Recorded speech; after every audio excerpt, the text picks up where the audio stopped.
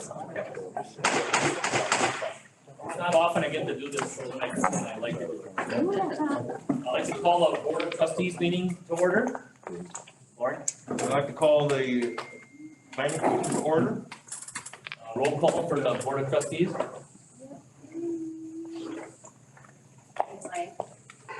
Here. All right, board of trustees. Ermeling? Here. Jamie? Here. Maloney? Here. Minell? Here. White? Here. And John is here. Downey? Here. Planning commission? Cronin? Here. He's online yet. He's still online. Okay. I thought he was not. Here. He's here. Thank you. Jordan? Here. Marshall? Here. Minell? Here. Lumber? Here. And White? Here. Number 5, written communications. I have none. Anybody else have any? Valerie didn't get any planning commission? I do not. Lauren? You have planning? No? We got a couple of emails. Okay. Are you talking about the one from? Yeah, there were a couple of emails, one from Gary Barnett, which I applied to directly, and also copied all the planning commission and board members. Okay. There's a lot of questions in there that really are for detailed discussion as we get into the sewer and water design further on this year. Okay. So, I think Mark's gonna address those a little bit in his comments. Well, when we get to the open part, I'll just bring up 2 letters Sure. and enter them in, and then we'll go on from there. And I also received an email from Nadir Casio. Okay, Okay, all right. Yep. I will do the same thing then. exactly. All right. Public hearing, adopt components of the village's comprehensive plan consisting of the Weston Avenue corridor plan as part of volume 3 supplemental plans. A, presentation by MD Roffers, Mark, and staff. Well, good evening. My name is Mark Roffers, and I've been working on various planning projects for the village for about 10 years now. And one of the first projects of those was the village's comprehensive plan. The comprehensive plan is a long-range guide for the future growth and development of the village. And yes, Some of us can't hear very well. I'll talk louder. Is that on? I think it's on, but I'm just not close enough to it. Thank you. I'll get closer. Thank you. I was mentioning that I've worked with the village, including on a long-range plan, the comprehensive plan for the village. The comprehensive plan is a guide for future land use and transportation decisions that may take place over the next 20+ years. One of the goals or recommendations of the comprehensive plan was to focus in particular on a few different corridors, we call them. These are focused along roadways, but it also include the lands around them. And to try to use those corridors as a basis to grow and maintain the tax base of the village and provide a range of different land uses to serve future population growth, future employment growth, and the like. And one of those corridors was Schofield Avenue, and probably your seats are still warm for the folks that were here for the hearing on the Schofield Avenue corridor plan. And another one was for the Weston Avenue corridor plan. These projects and plans are intended to provide a blueprint or a long-range guide for landowners wishing to change their use of their land. They will not change the zoning of the land. They will not require you to move or do anything with your land beyond what you're doing right now if you choose not to. But they do provide folks that are sitting at the table with a guide for how they might entertain folks who want to develop land. And we certainly get inquiries along Weston Avenue and in different parts of the village to change the use of the land from what's present. So that's the general reason why we're here tonight. I know from some of the comments earlier what some of your specific concerns are, and I'm going to try to get to them in the presentation. And to the extent that I can't or don't, the public hearing will provide an opportunity for you to ask questions about that. So what I hope to cover here is, again, provide a little bit of an overview, including a relationship of what we're doing to the rebuilding of Weston Avenue. I'd like to talk a little bit about the relationship to tax incremental district number 1, which is important in that it could potentially fund the rebuilding of Weston Avenue and some of the other things that we'll be talking about here tonight.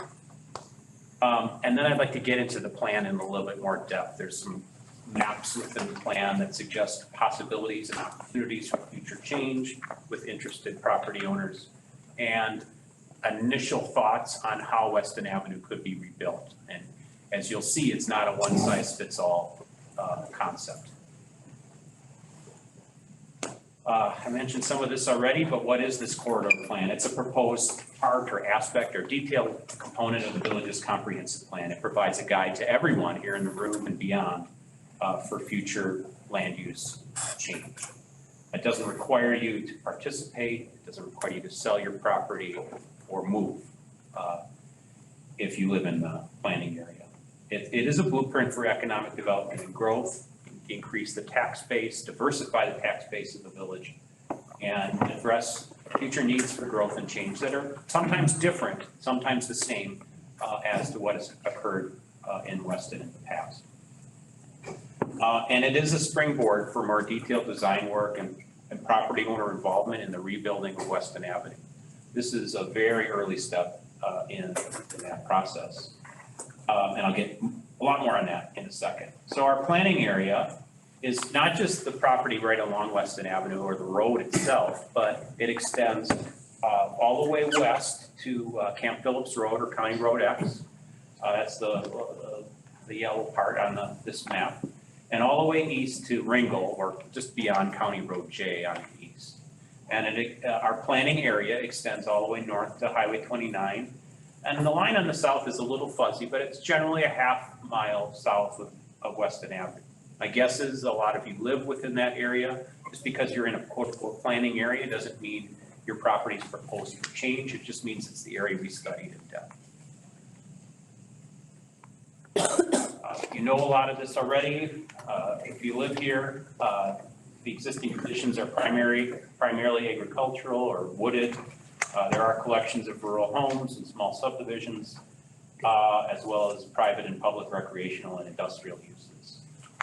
As we look at the village and really the metro area as a whole, to a degree, this is the last best area for large tracts that are close to major highways and interchanges. So as we think about economic development going forward, this is an area that we are very attentive to and want to make sure that it's planned correctly.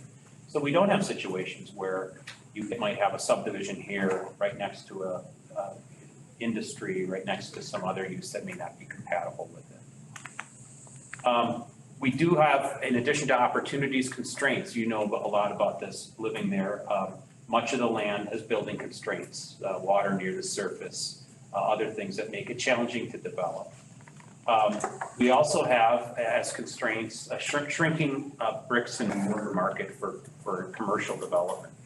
So we've seen an acceleration with the pandemic of the trend of folks buying online, shopping online, and that's affecting how many businesses that can be supported, on the ground. And that came to a head with the Camp Phillips Center development that is no longer feasible. But we do have strong markets for industrial development, if they can find the workers, and for residential development. The village, like most places in the country, are short on housing, all types of housing you need. And that is a particular issue and a particular opportunity here in the Weston Avenue corridor for the village as a whole. You know about Weston Avenue. It's a sleepy, sometimes rural roadway, relatively narrow. It has a shoulder, ditches on both sides for runoff, and right-of-way is usually 66 feet in width. That's the limits of the village ownership of the property. So I'm going to detour our meeting because I put together this presentation a few days ago And then village staff started calling me and said, I think people are thinking this road is gonna be built tomorrow, and they're gonna start, coming, and bulldozers are imminent. And I just wanted to kind of clear the air of actually what's going on, and to mention to all of you, especially if you live along Weston Avenue, that this is, I don't even call it the start of the process. It is the preview of what might be possible for roadway for this stretch. Many of you probably have questions or concerns. The corridor plan does in fact provide general directions for how Weston Avenue could be rebuilt, and a lot more coming on that. We had a meeting back in October at Village Hall. Some of you were at the meeting, but in any case, the Village Plan Commission and Public Works Committee met, looked at different alternatives for Weston Avenue, 4-lane, 2-lane, 2-lane with center turn lane, et cetera, et cetera, et cetera. Sat on that for a while, and then over the course of the winter, came up with a package, a concept that is now included in the corridor plan, and is a starting point for our further discussion. Before Weston Avenue can in fact be rebuilt in accordance with that concept or some variation to it, we're gonna need to undertake a separate process. And the village has actually hired an engineer, AECom, to help with that process already. That will require landowner and public involvement. The project will result in an engineered plan for the rebuild. What you're gonna see here is just, like I said, concepts. I'm a planner, I'm not an engineer. So we're not nearly there yet in terms of how this road will be built. It is quite possible that additional right-of-way will be required. I mentioned it's 66 feet of right-of-way out there. You can't do a whole lot at 66 feet. If you don't believe me, drive up Camp Phillips Road. That's how wide Camp Phillips Road is, right-of-way is, it's tight. The tax incremental district number 1 does provide the village with a potential funding source that could minimize or even eliminate financial impacts on landowners for paying for improvements if they live along Weston Avenue. So that's an important point too. The village has a funding source to support the reconstruction of Weston Avenue. So here's a little bit more. You're going to learn a lot more about this in the coming months. So you can take notes. We'll probably post this on the village webpage. But right now, what's going on? You may see surveyors out in the area that are doing surveys of the area, preliminary work, testing soils. As I mentioned, there's some tough soils out there. Delineating wetlands, which are important. So that kind of work is going on right now. The engineers are out, either if they're not out there right now, they will be soon doing that kind of work. What they would be doing after that is putting together rough engineering plans. It's called a 30% plan for if you're in the business, I guess. And then the idea would be in late fall or winter, you would be invited to a public informational meeting to see those design plans, those preliminary engineering plans. What would happen after that is the project, more detailed design would be divided into 2 pieces, east of Ryan and west of Ryan. And work would be moving forward on more detailed engineering design, east of Ryan first. And once that got to a certain level of understanding, if there's going to be a path and what side of the road it's going to be on, and the specifics on potential acquisition, there'd be another public informational meeting, and we would anticipate that to be a spring, sometime around this time next year.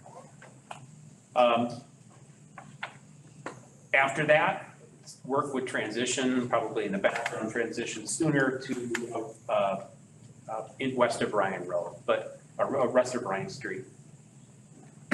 Before that, I just want to mention summer and try to keep this in order. It's hard to follow enough as it is. Once that preliminary plan was done, then there's something called a right-of-way plat that would be put together. That would delineate specifically the land that would be required to pull off the reconstruction of the road east of Ryan Street. And any acquisition that would be required would be a purchase. The village would purchase that land or that right-of-way from adjoining property owners. Transitioning to West O'Brien, summer 2022, also more detailed engineering would be going on then. There'd be another public informational meeting that would be focused for property owners that live west of Bryan, along in here west. And then actual construction, you probably got to this way before me. East of Bryan is slated for 2023, west of Bryan slated for 2024. So we're actually 2 years out from bulldozers, and we don't know what direction the bulldozers are precisely headed at this point in time. There's a lot of work left to be done. And I'll have more on what the concept is there, but I know a lot of you came for that, and I didn't want to wait to get to that point until the end. There is significant overlap of our planning area with tax incremental district number 1. Massive tax incremental district's been very successful in promoting development in the regional medical center, business and technology park, and other things over the years, creating a lot of tax-based growth for the village. And it could be used as a source to, as I mentioned, pay for various projects in this plan, including Weston Avenue. It was created over 20 years ago as an industrial tax incremental district, and it was amended just 3 years ago to help increase industrial and non-residential tax base, encourage employment, shopping, dining, hotels, facilitate mixed-use redevelopment, especially along Camp Phillips Road, and improve sewer, water, and transportation infrastructure. As you probably know, there isn't village sewer or village water along much of this corridor today. It's got a strong financial position. It's in a strong financial position to do more, to encourage development and infrastructure that, regardless of the TIF, would probably be necessary to improve over the next, say, 10 years or so. It's got a deadline that's important to our planning process, and that deadline is that any spending on Weston Avenue or otherwise would have to be completed by the year 2026, or else the village would have to dig up some other funding source to reconstruct Weston Avenue. There's not a lot of options. So this is a laundry list of potential projects that the TID could still undertake. This is money that's been collected from additional property taxes that have been generated by the Business and Technology Park, Regional Medical Center, and other things within the TID already that could be devoted to these projects. Rebuild of Weston Avenue, maybe Ryan's or Von Kennel, utilities to provide them to the area. Highway 29, potential over and underpass. There's a concept that's been around for a while to extend Municipal Street, runs right by Village Hall, down south and potentially over Highway 29 to provide better access in that area. Also relieve traffic on Camp Phillips Road. Stormwater flood management potential related to Bull Junior Creek, wetland mitigation, other things that deal with water issues that I know you're aware of. And potentially provide incentives for people to carry out some of the vision and the tougher projects that are laid out within this corridor plan. We've got constraints with the tax incremental district 2. It can't grow any bigger. If a piece of property is zoned for industrial use today, and it's in the TID, we can't rezone it in a way that doesn't allow industrial uses. And at least half of the real property within that tax increment allow industrial uses. There's a footnote here. I don't want to get too hung up on it, but some of the land in the TID district is actually, you're going to see in the plan, is planned for residential use. So you're going to wonder, well, Mark, how can you just told me we can't rezone. Well, you could remove the land from the tax incremental district and then rezone it, but you have to follow all these rules to make that happen. We got into the weeds on tax incremental district on Schofield Avenue. I'm going to try to get us out of the weeds quickly on it, but we'll do our best to answer it. Main point, bottom line, is the tax incremental district 1 is doing well. It's the property taxes from it doing well that could fund additional projects within our planning area. Transition again. Well, how have we tried to include you all in the process and others? In summer of last year and early fall, we interviewed 16 different folks. They focused in particular on larger owners of land that could, make or break whether a particular plan could happen. We ended up covering about 80% of the planning area that you saw with that yellow, blue, whatever that other color was on that early map. Also in October, we had a detailed discussion with folks that own businesses and property in the Transport Way area. That's the southeast kind of intersection quadrant of Camp Phillips Road and Weston Avenue. That same evening, we had a public meeting where the Plan Commission and Public Works Committee looked at different alternatives for how this area might change over time. One was more industrial focused, and one was more focused on a mix or a range of land uses, including a significant amount of residential use. All of this was with recognition that of some of these earlier points that I made, is that Weston Avenue, given its proximity to 29, the fact that it's got some of the last larger parcels within the village, has been planned for additional development for many, many years. We had that public meeting. We also looked at different roadway alternatives at that time. And then the Village Public Works and Plan Commission had a few other meetings after that to consider that. And then we have this evening's hearing. So we've been at this for about 11 months, something like that, in various forms, obviously during a challenging together. What is the plan trying to accomplish? What are the themes here? One of them is to support business, office, and industrial park expansion on some larger sites that are not available elsewhere in the village anymore. They're all used up in different locations. To also promote the different types of development along and near Weston Avenue, including residential use, some additional recreational development, opportunities to do more with the Prohaska Center than is currently done, for instance. To enable more housing, many of you moved to the corridor. The idea would be that there would be you'd get neighbors with this corridor plan of different types to serve different needs of the village, including business and development growth. Support interconnected roads and paths and things like that. To enhance Weston Avenue to increase its traffic capacity, improve safety, particularly as we have more mixed traffic along it. And to do all the above in a way that maximizes the respect of existing private property owner investments within the corridor and the constraints that we have with natural resources. So I'm going to emphasize this over and over again. I realize my head's always in the future, and it's usually 10 years or 20 years in the future. And most of you are normal and don't think that way. These changes that are described within this plan are not going to happen tomorrow. I already described the process for Weston Avenue roadway improvements. We're still a couple years out for first construction.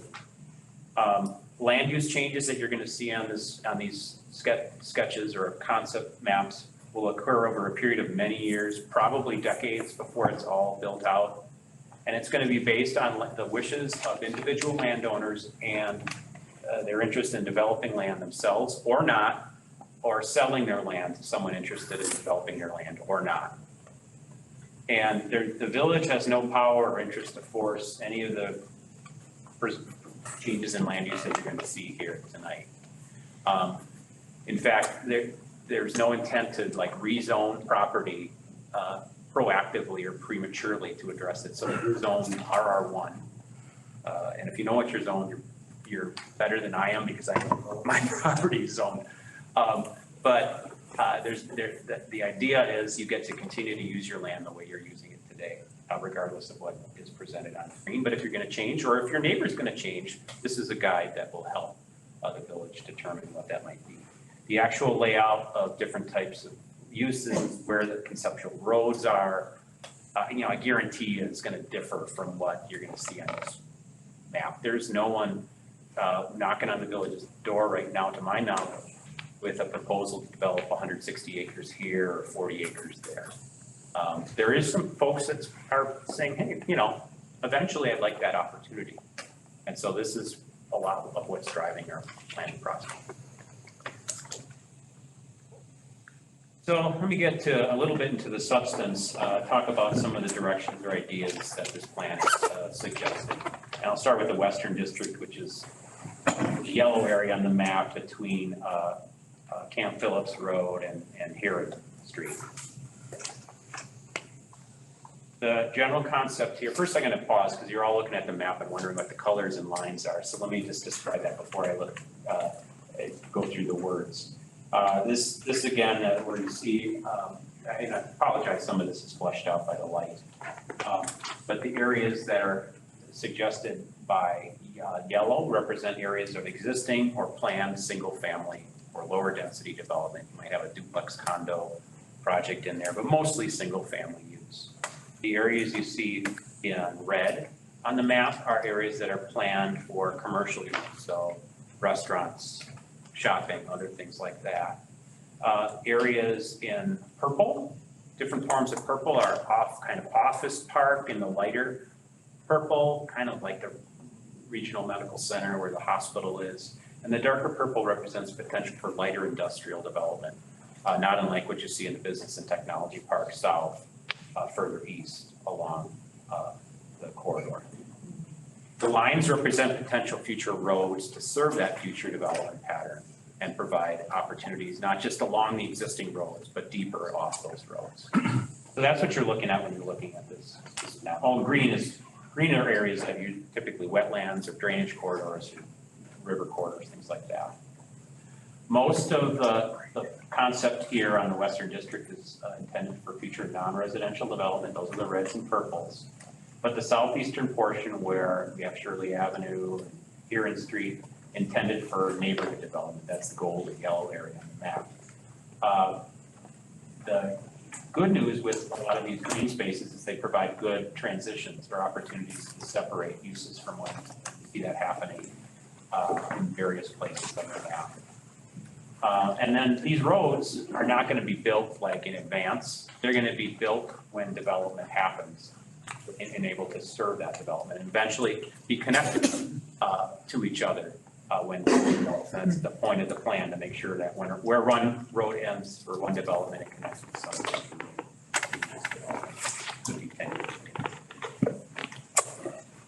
Central District from Huron to Ryan Street, about a half mile east of Ryan. So this, is just to the east of where we were just looking. You can see on the map, the Huron is on the left side of the map now. Most of the central area is identified for future residential or neighborhood development. Suggest opportunities for mixed commercial and residential buildings and sites, for additional recreational development, building off things that are going on there with the nature center and the golf course. And again, in the purple colors, some additional light industrial uses, generally away from those other areas. The big concept for roadway here on the Central District is this municipal street extension and potential overpass over Highway 29. The concept here is that it eventually would connect up with Huron and create a connection with Huron at Weston Avenue. That project, you heard me mention 2324 for the Weston Avenue roadway. That's beyond that. So whether that is gotten to by 2026 is very much an open question. Eastern District has the least potential future change. A lot of it is already developed with the industrial development, service lane, and the business park, Progress Way area. It's a continuation, the concept for the Eastern District, continuation of predominantly industrial development. There's an interesting area east of the golf course along a sleepy road called Jones Street that's largely undeveloped today. It could be, once other industrial areas are filled up, a place for long-term industrial development. I'm talking 20 plus years in the future, and that's what the plan just for that dotted pattern, the gray area you see on the map on screen. So I'm going to transition to Weston Avenue again, because again, I know that's why a lot of you are here, and talk a little bit about the concepts here. So first is why? Why are you doing this? Well, at present, Weston Avenue is a rural road with no turn or passing lane. And depending on where you are on the road, it's in either fair condition or sort of marginal condition. So the village will likely be in a position of having to improve that section, anyway, for the next several years. As you know, traffic volumes have increased and will likely increase with the at either end and north of Highway 29, regardless of what happens in these interior areas that I've been talking about so far. The opportunities for development are relatively limited until sewer and water is extended into this area. There's no sewer and water, so there is an opportunity to build sewer and water along with the road, and that would be part of the plan. Those are the main reasons. The other good reason to think about now is that the village, through tax incremental district number 1, has already new funding source to fund this multi-million-dollar project. That funding source will disappear by the late 2020s. So that's another motivator to what the village had planned anyway in the next couple of years. And as we look at the village as a whole, it's really the only complete through road in south of 29. So it's an important corridor for village residential and economic development and transportation. So the corridor plan has a preferred improvement alternative. After considering a range of road alternatives, the preliminary design suggests a combination of different cross sections, the different widths of the road, depending on where you are, based on expected traffic, the need to turn on and off the road, and different constraints, people that live really close to the road or where we have a creek or wetlands close to the road. And now, as I mentioned earlier, the process moves from this concept to more detailed design. And so on the bottom of the screen, you see the map, and you see different alts or alternatives. As I mentioned earlier, it's not a one-size-fits-all. The concepts suggest that there might be 4 different ways the roadway looks depending on where you are along the roadway. I'll talk a little bit about that now. So the idea would be the only place that there would be a 4-lane road, kind of like it is to the west of Camp Phillips Road, would be the first quarter mile east of Camp Phillips Road. So about midway between Camp Phillips and Von Kennel would be projected to be 4 lanes. Higher traffic volumes, greater need to move cars in and out, potential for commercial development along that stretch. Remember the red on the map earlier. And so that would be the only place where we're talking about 4-lane divided. As you moved east from there, the concept is for a 2-lane road, continuation of 2-lane road with a center turn lane. So if you want to count it, it's 3 lanes, right? 2 lanes plus a center turn lane. All of these concepts have an idea for a pathway to get bikers and walkers off the road on one side of the road. I don't know what side it's going to go on. It could be south, it could cross the street at some point based on where constraints are. That's all the work that's going to go on over the next 2 years.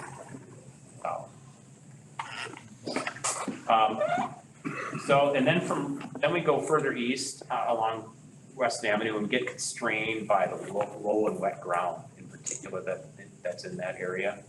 And so the concept there is, except for the road intersections between Ryan and Jay, it would be a 2-lane, it would continue to be a 2-lane road, upgraded, widened a little bit, have a path on it, ideally on one side, but still a 2-lane road.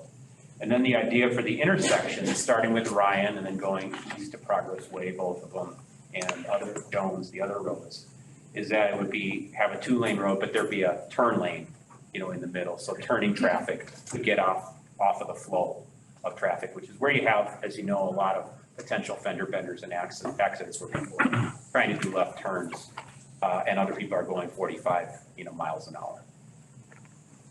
So, that's really, and you see in the red text that I added earlier today, this is a concept subject to change during this design process that you'll all be involved in.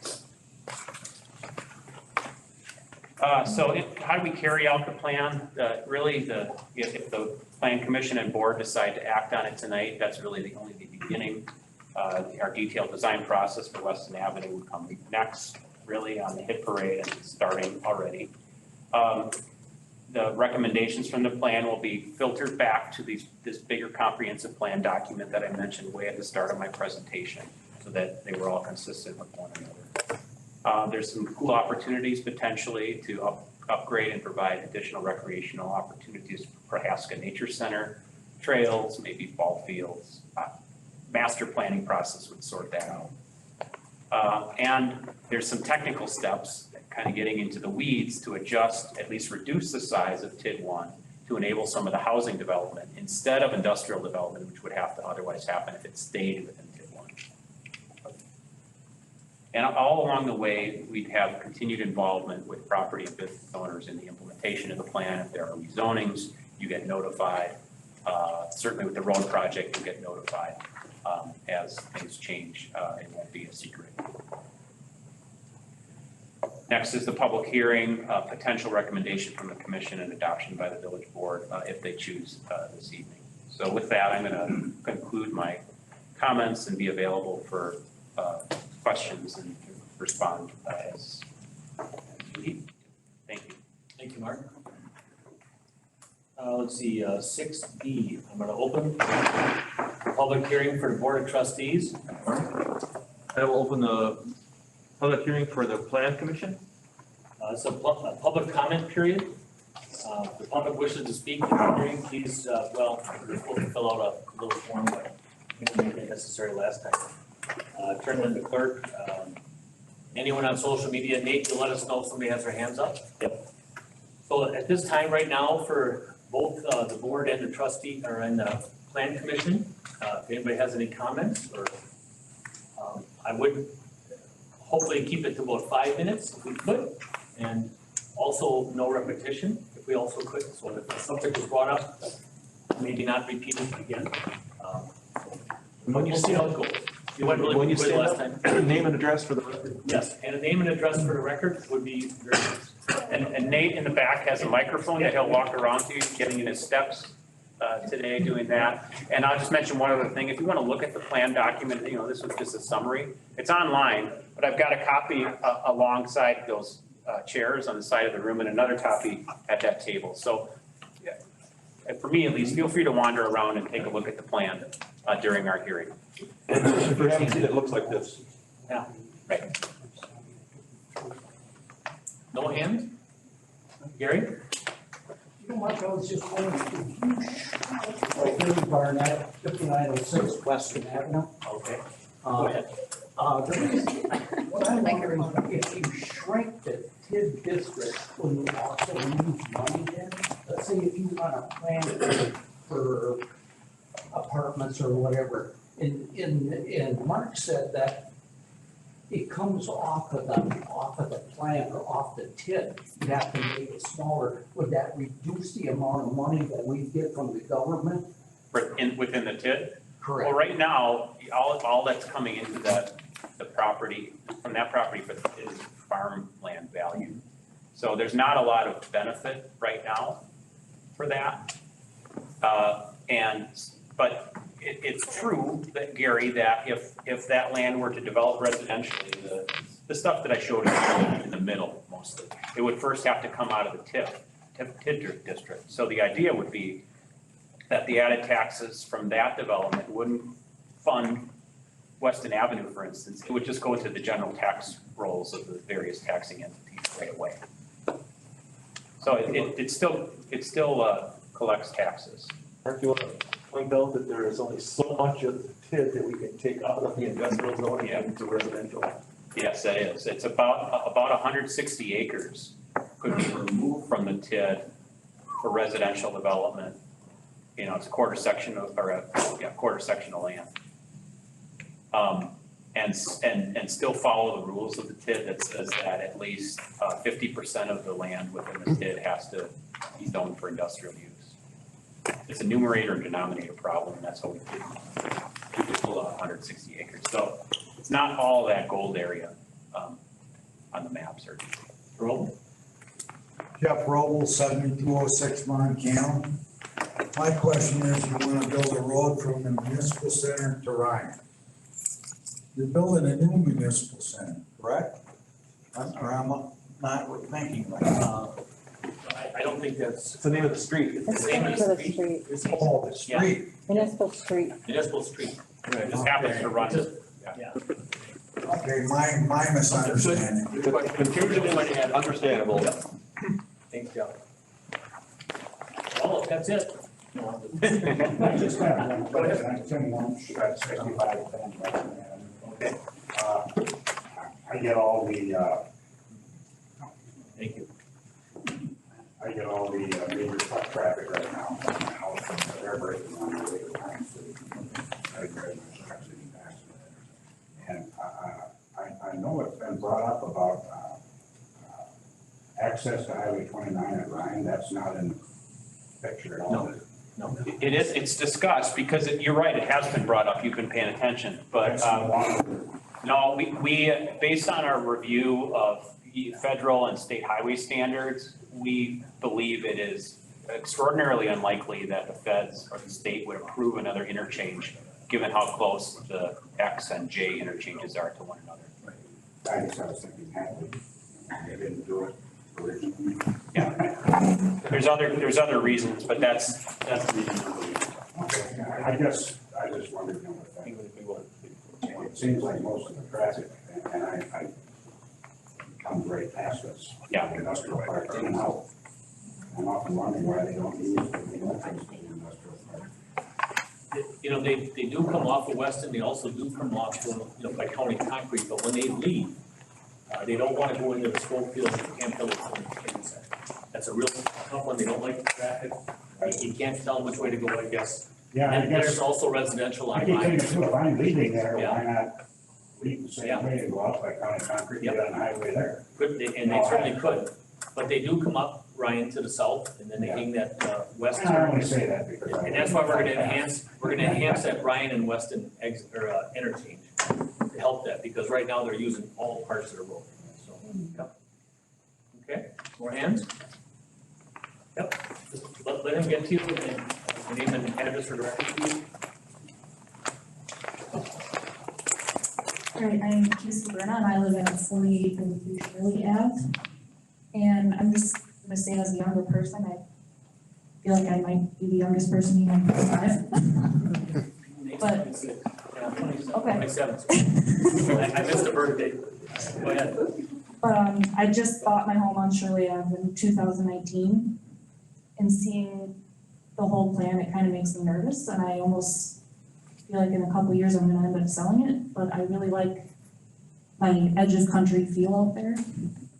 And the apartment buildings, kind of to build up this Schofield Ave situation, I feel it was kind of, I think his name was Michael, I'm not sure. But he mentioned increased traffic, noise, and it's really taking away from what I originally bought my house for. I don't know what the impact of Shirley, I mean, there may be more traffic on Weston Avenue. I mean, I know several people on Shirley Avenue. I mean, what's the distance there from Shirley to Weston? It's pretty short. Is it, yeah, Yeah. maybe 400 houses, feet, 400 feet. Okay, right, all right, 400 feet, so, I don't know what you think, Mark, or maybe Jeff. The plan, yeah, I can totally understand your position. You felt you were buying a piece of the country and the country's being taken away from you. I get it. The flip side of that is that you bought property in a village and within a hop, skip, and a jump from two interchanges. And so those are factors that are kind of competing against keeping that a piece of the country forever. What we try to do with the plan for folks that have bought and invested in single family is plan for like uses adjacent to you. So I hope you saw that the plan, there's a lot of gold in your area. for additional single-family housing, and not industrial or apartments next, right next door to Shirley Avenue. So there was a, sensitivity, but maybe a sense of reality that this area is in flux and changing and is likely to change further over the next, 20 years. It's not gonna be rapid. And the other thing I guess I can say to you is the idea is to make it more valuable, not less valuable. So if you decide that your piece of the country requires you to move, 15, 20 miles from the village, I think you'll have a buyer for your home because the value will be created in the years. Okay, and I get that, I appreciate your position.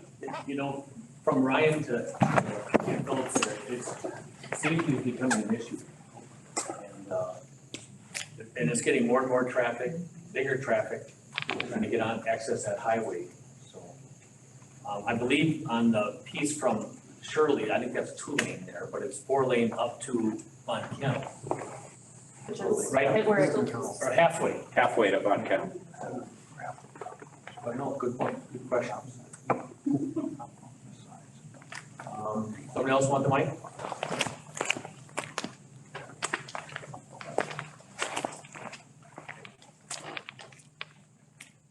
Question? I know a lot of you, I can call you by name. Just teasing, it's a small attempt at humor. Very small. We appreciate it. Thank you. Any more? If you're not comfortable asking here, you can certainly call staff or call a trustee or call.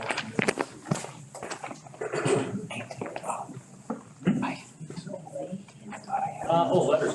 We did have two. You want to bring that up? We did have one from Nadir, right? Yes, sir. Yep. By the way, I love your zero sugar beef jerky, big time. So, yep. So you've definitely seen an increase at the Quick Trips because of me, so. We're counting on it. All right, thank you. I think you had some questions, and I think staff has them on the time of reconstruction, so you heard that. How it's being funded, you heard some of that. And the relocation of site utilities, that's gonna be still decided. It's been noted that on the south side, we have that path, hopefully with the utilities underneath is what we've discussed. And then it crosses the road at Ryan. I guess I didn't know it was doing that, me personally. I thought it was on the north side the whole time, but I think that's gotta get worked out with a lot of the landowners. Why is it being presented that way right now? Is it because we're not sure either way and we went back No, and it's in the forth? water is already on the north side. Yeah, it's on the north side now. That's different than what was approved that by the trustees or discussed with the trustees and if planning committee previously. Just curious on how that I think it's been on that side of the road for a while. Okay. But the reason it was on there was that, I think it's on the south side, on the west side of County Road X, is that right, the path? It is on this document, up in Ryan, but then it skips on the north side. I mean, I'm a property owner there and I know that wasn't what was discussed. Okay. Well, you can recommend, as a trustee, you can recommend that it get put on the other side. He'd have to recuse himself. Yeah, or you can participate in the process and see that it gets put on the north side. But that's This is what I recommend in discussions Boston. were, was it not? Honestly, I don't remember, Steve, I'm sorry. Okay. So I think, Some of that's gonna get addressed up there. my understanding is for the preliminary design, the scope was the path on the, I'm reading here. I'm sorry, just speak up a little bit. we I'm trying to read it. The scope has a possible 10-foot multi-use path on the south side in the first mile from Camp Phillips. And a 5-foot sidewalk on the north side. Then from there on, it would be a 10-foot multi-use path on the south side, continuing that south side path.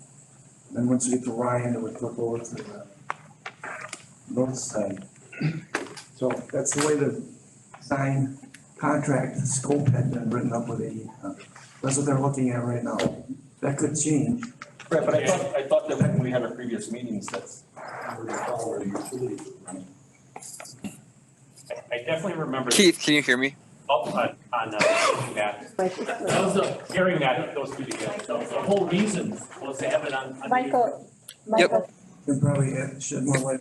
Okay, If I could chime in here, I know we had talked about putting it on the north side. That way, if the utilities were underneath it, you know, it would be easier to connect to the utilities on the north side of Weston Ave without digging up the road. So I know that wasn't something that was necessarily set in stone. And, you know, as we look at the right of way and other potential utility connections, you know, we can place that path on the side of the road that we need it to. As, you know, Mark alluded to, the preliminary design, you know, just surveying's going on right now. So once a concept is even kind of developed this fall, you know, we can put the path on the side that we think is the most beneficial or makes the most sense. So I guess I wouldn't get hung up right now on that. I know that was a comment I even had in the written plan, was if we want to actually even commit to which side of the road the path was going to be on yet. well, our thought process was not have it underneath the road, sort of, if we had to tear it up for any reasons or any new construction, that we wouldn't tear that road up, that we'd be just tearing up a 5 or 10 foot path at top. Correct. So- Yep. And I do remember the discussion completely on the north side, so, but, all right, for that. Yep, Shane? I don't think they can fit it under that 10 feet path, because the separation between sewer and water is 8 feet. So, and then you got the storm in there also, so they're gonna be off of it no matter what they do. A little bit. Okay. But it already runs to Van Kennel, does it not? We have existing utilities in Western Avenue from Vine Kennel to Camp Phillips. On the north side of the So road. the sewer is in the middle of the road and the water will be, I believe, on the north side, yeah. All right, enough of that. And obviously a bike path or a walking path on one side of the road all the way, it makes more sense than moving back and forth. Any more questions? Can you go on record? Well, that's gonna be coming up, and then the board and planning commission will go there. I know the way I'm gonna vote. You know, I'd like to be able to access that path without getting killed trying to cross Weston Avenue and access the mountain bay and everything. Right. And I'll be 80 by then, so. We got a gentleman in the back that has a mic. Yeah, Gary and Benita Buckberger, 5410 Weston Ave. I think, talking to many of our other neighbors up and down Weston Ave, number one problem, I understand that road needs to improve. I think we're all in favor of that in the future. But right now, and for the future, semis, and more semis. Why would it be so terrible? My son drives for a large trucking firm, and I won't mention which, but many of his deliveries, he's got a designated truck route. You can't go cruising down residential roads. Why would it be so terrible? Nowadays with GPS, your long haulers punch in, turn off on Camp Phillips, cruise down Weston Avenue like crazy. That's a bigger traffic hazard than the cars and trucks, pickup trucks. Why is it so terrible? You couldn't, and I'm not pointing at you, Joe, but obviously a good percentage of the trucks, and you got a great business. I'm not against that whatsoever. Why couldn't they be routed to County J, come down in a much quieter Schofield Avenue and come into the industrial park? Why would that be so terrible? You would get over a quarter of the traffic instantly off of Weston Ave. And I think everybody that lives on the street would truly appreciate that, and that would not be that hard to accomplish. Good point. Good point. There is no reason, especially if you're talking a bike path, that all those long haulers with those heavy loads should be doing 50 miles an hour down Weston and everybody's gotta stay out of their way. That is something the board should truly consider. So have them come off on J and get back on J. Exactly. And not even entertain going down the Schofield and Camp Phillips. There are many truck routes as you drive around. You can't take an 18-wheeler down any secondary street that you choose. Yeah, it's a good point. The problem is from Ryan to Camp Phillips, there is truck traffic there. You know, and we can't, if we restricted to go back to J, what about all the truck traffic that needs to get down Schofield Avenue and stay on Schofield Avenue? Whether it be the Pick and Save or Target, you know, so to designate a truck route and eliminate that Schofield Avenue left that east turn, that'd be real tough. I guess, you know, stay on Schofield Avenue the whole way.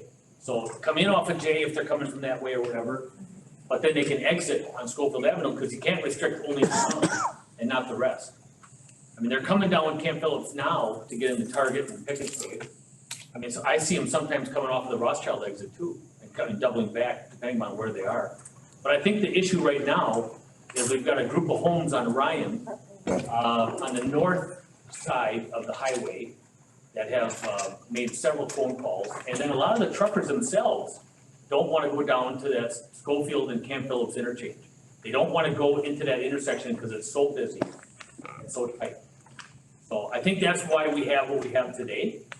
But maybe we could look at it until this construction starts. It's a good point. I just don't know how, you just can't have. Keith, can you hear me? I'm sorry, who's that, Gary? Yeah, can I ask you a question? Who directed the truck route out of the industrial park to hit Ryan Street to Weston Avenue in the first place? I don't believe there is one, Gary. I just believe that's just the way the truckers are going right now. There's not an official route, is there? I don't believe there is. Okay. Everybody punches in on their GPS, and that's the most convenient and shortest. Well, they all talk too. Joe, But it certainly could be rerouted that it's mandatory to get off on County J and come back Schofield Avenue until they reach the industrial park. And then go about their business. I mean, trucks gotta move, materials gotta be moved, I understand that. But it doesn't have to all cruise down Weston Ave. Joe Jordan, can you help us with that? I thought loss of supply was directed not to go to J. Was there a situation with that? So, no. He just said no to what Gary said.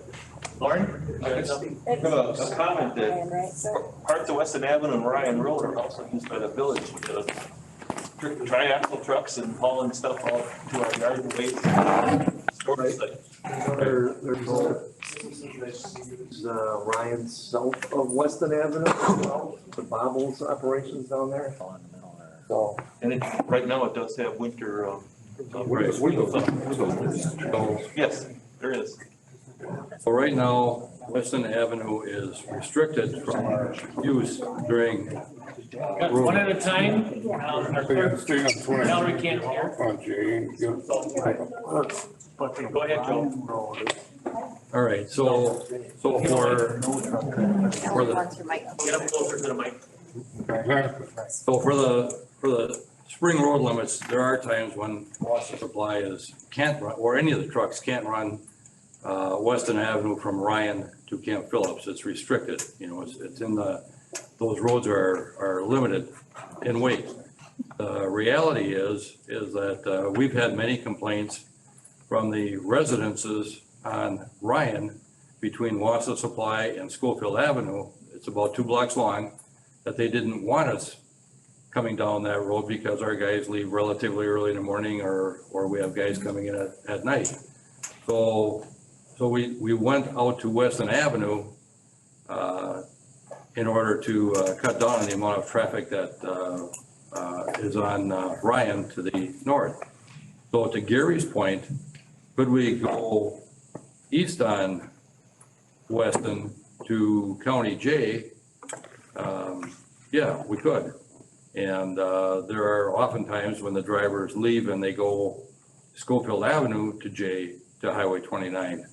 So typically the guys that are coming down Weston are coming from the west, getting off at Camp Phillips, and rather than go to Schofield Avenue and deal with all the traffic north on Camp Phillips from Highway 29 and then on Schofield Avenue, they opt, using the GPS probably, Gary, to turn right and go to Weston Avenue and then west to our industrial complex.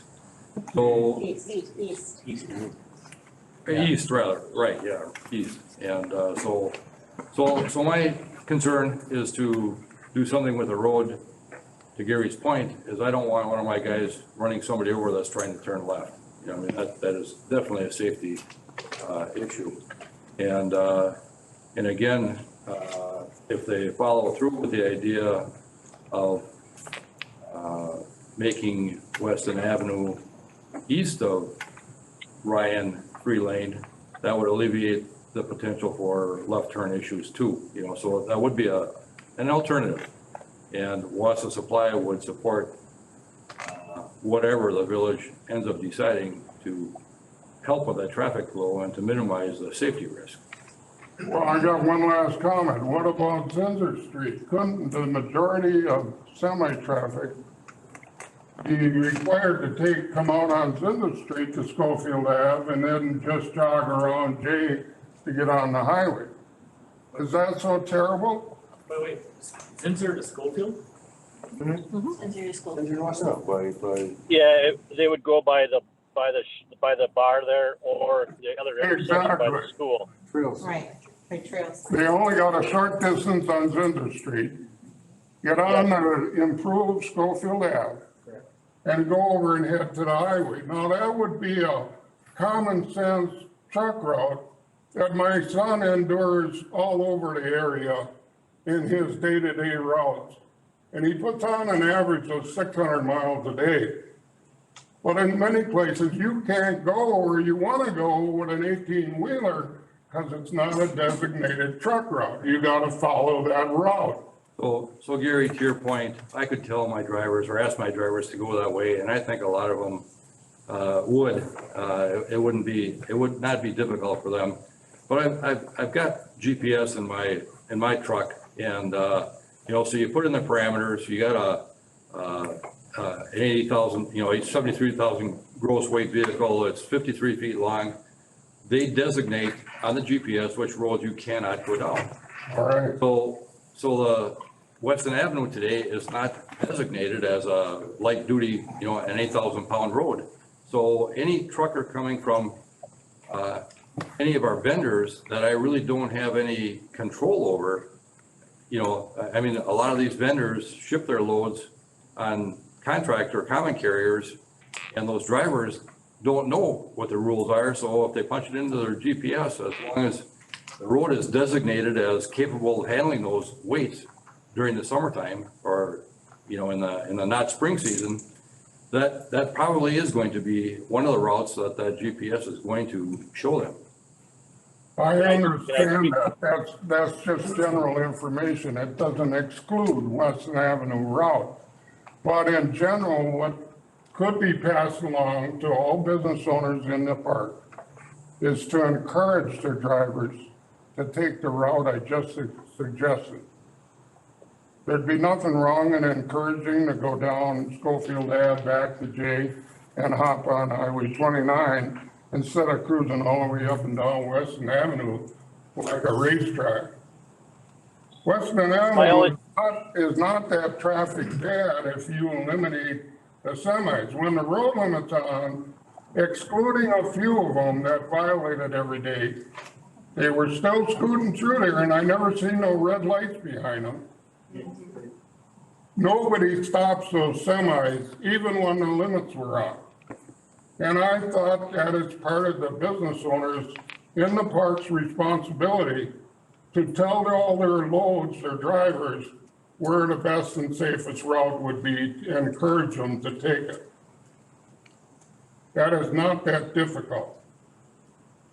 Well, Gary, when you talk about best and safest, anytime my driver doesn't have to go down Schofield Avenue, is probably a better alternative as far as safety because of the amount of traffic that there is on Schofield Avenue. Now I'm talking about heading west towards Camp Phillips, not east. As you suggest, if we went east and then got on 29, Right, that would be a better alternative. I certainly agree with you there. yeah.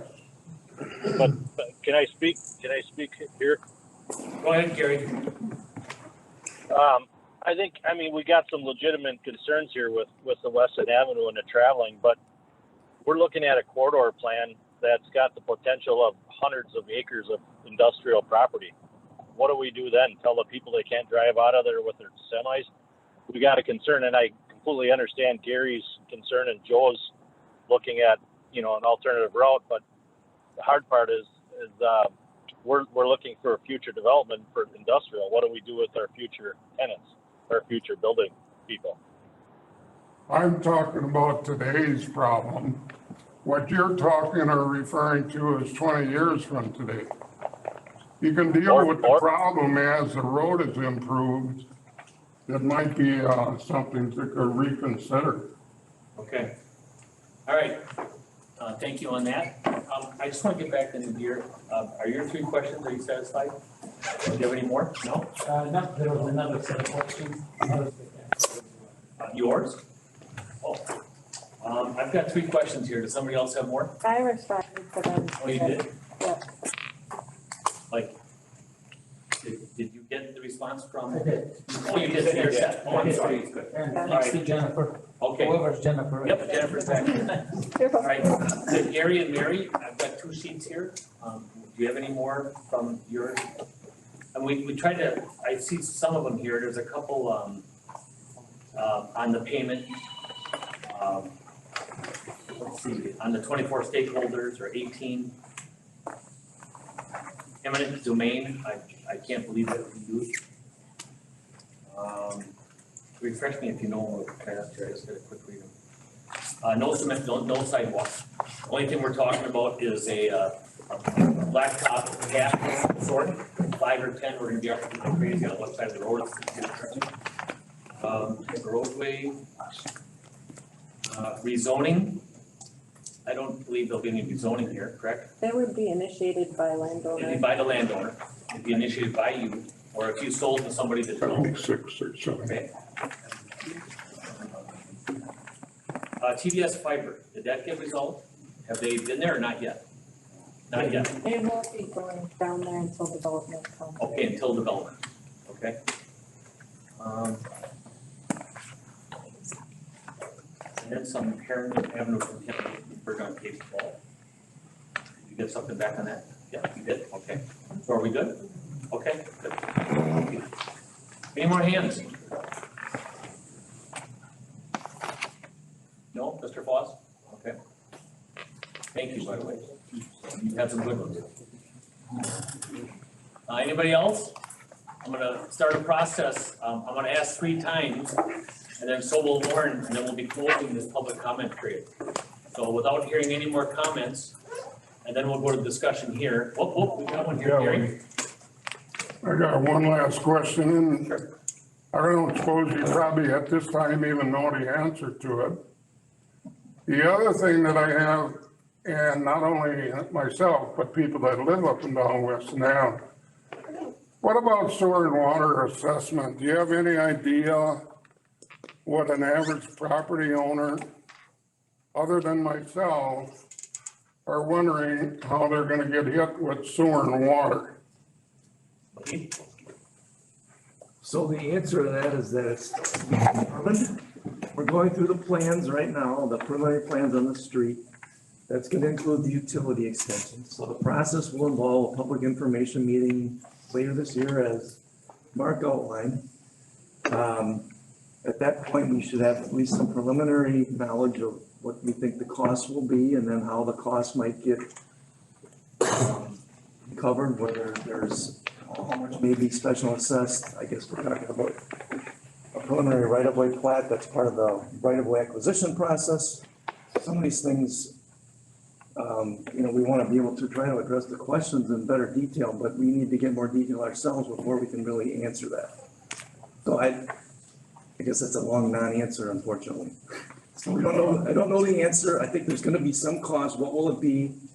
That's to be determined, and the board actually has, a lot of input on that as well as we go through this whole process.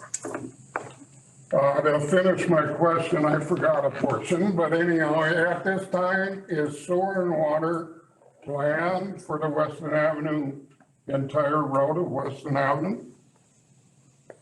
It would be, I think, foolish for us not to include utility extension along Weston Avenue right now. If we're talking about reconstructing and the development potential, so yes, water and sewer is being planned for in the corridor as we go through the discussion of the reconstruction of the road.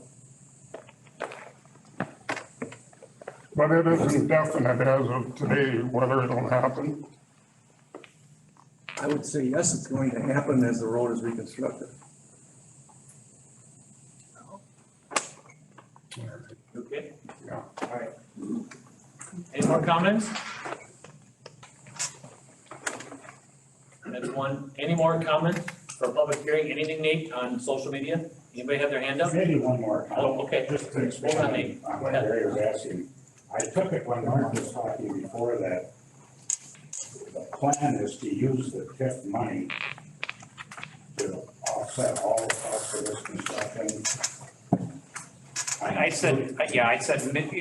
said reduce or eliminate. Reduce or eliminate. So- Meaning a minimal impact as you. So whether it's a reduction or eliminate, or even a deferral, that's another idea, sewer and water. You could get an assessment, but it's deferred until the time you develop. Anything that. Or sell. involves Minimizing or deferring makes a lot more sense. Yeah. I think. And so as the process goes forward over the next 2 years, those decisions will be answered, those questions will be answered. Yeah. But it's just real early. A previous meeting that Gary Buckberger actually attended with several others is we definitely determined the majority of the planning commission and the board is that we didn't want anyone to have to sell their property over this issue, period. And I can't imagine that switching. So I think that answers. But shouldn't we give them a format of how it's, I mean, is it gonna be 50% is gonna be by the TIF, 50% by the homeowner? Or with a 10-year hookup? I mean, we struggled just recently, they're crossing the river, and we struggled with how we're gonna be doing assessments on that and giving incentives so people hook up in an area where there's failing systems. So I'm a little uncomfortable approving a plan where we don't determine what some of those costs are. Thank And you. if it's $150, Yes, you should be able to say that 50% is gonna be paid by the TIF, or 60%, or 80%, or nothing. I'm just saying that all of those answers, I think all of those things should be answered. I own some property, towards the corner, and it doesn't affect me as far as swimming water, because there's water there. But I have a really hard time thinking that Mr. Buckberger, who has the next farm up the road, and you on the corner there, I mean, there's a lot of land there. And I then, got 700 feet on Weston Avenue, Right. I've always thought about that. right, yeah, I got 400 on Alderson, and I cringed at the thought of them running it down on Alderson. Just that thing about that deferral, I'm not that crazy about that deferral thing either. Because like, say, a lot of us are getting older and that, we don't wanna dump this on our children. You know what I mean? Let's get it done with right away, but that deferral process, if you try to pay later on, might be 10 times more expensive. Yeah, I think we're not, I just don't know that we're operating under enough information now. I think the idea is to establish a vision for what you want to do. And it's up to the board and the plan commission to say, we're comfortable enough to say that Weston Avenue needs to be improved. We have a general concept that we're starting with here.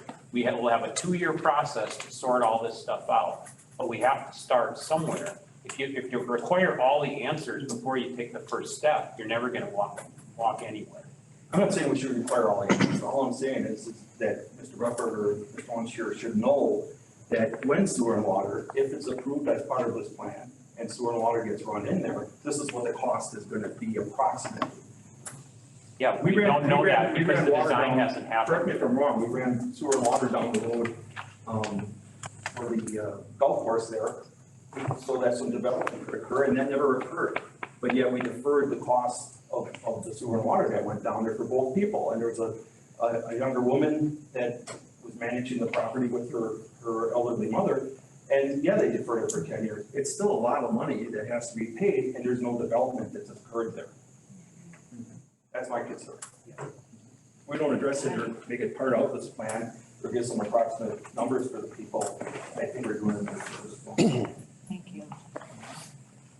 I guess I understand the quandary, if you will, but again, this is more of this is a planning document. We have to go through the process of determining the total cost of the project.